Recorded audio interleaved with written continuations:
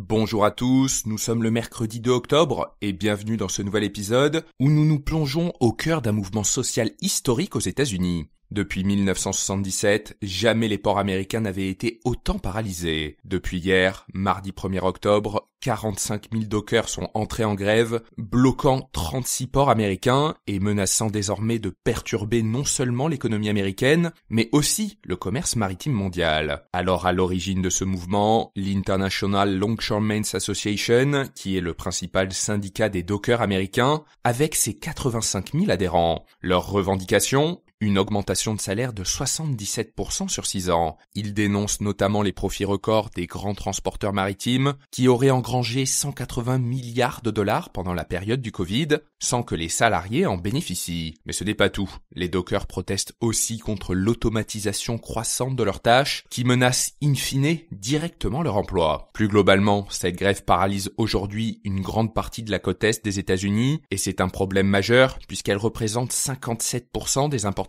américaines et constitue aussi la principale voie maritime entre les États-Unis et l'Europe. Et d'un point de vue logistique, la situation devient critique. Selon la US Maritime Alliance, qui représente les employeurs des ports de l'Est et du Golfe des États-Unis, près de 150 porte-conteneurs sont actuellement en route vers ces ports, tandis que 100 000 conteneurs attendent déjà d'être déchargés à New York. Des géants comme Walmart, qui dépend de ces ports pour 86% de ses importations, ou encore Costco, ont prévenu que cette grève pourrait perturber leur approvisionnement et affecter les consommateurs. Les analystes de JP Morgan estiment l'impact économique de cette grève à 5 milliards de dollars par jour. Et si la grève se prolonge au-delà de 10 jours, les conséquences pour l'économie américaine pourraient être très sérieuses, et pour l'instant, les négociations entre le syndicat des dockers et les employeurs sont dans l'impasse, les deux parties ne parvenant pas à s'entendre sur les conditions d'un nouveau contrat cadre d'une durée de 6 ans. Alors le gouvernement américain pourrait intervenir en invoquant la loi Taft-Hartley, étant donné que cette loi permettrait au président d'imposer une période de cooling off, c'est-à-dire un moratoire de 80 jours, durant lequel les dockers devraient reprendre le travail le temps de poursuivre les négociations. Mais pour le moment, le gouvernement a décidé de ne pas s'en mêler, préférant laisser les deux parties trouver un accord par elles-mêmes. Enfin, d'après Harold Daggett, le président du syndicat des dockers, je cite, « La grève durera aussi longtemps qu'il le faudra ». Un message clair qui laisse présager que ce bras de fer pourrait encore durer longtemps. Et notez que ce podcast est soutenu par Quorum l'épargne.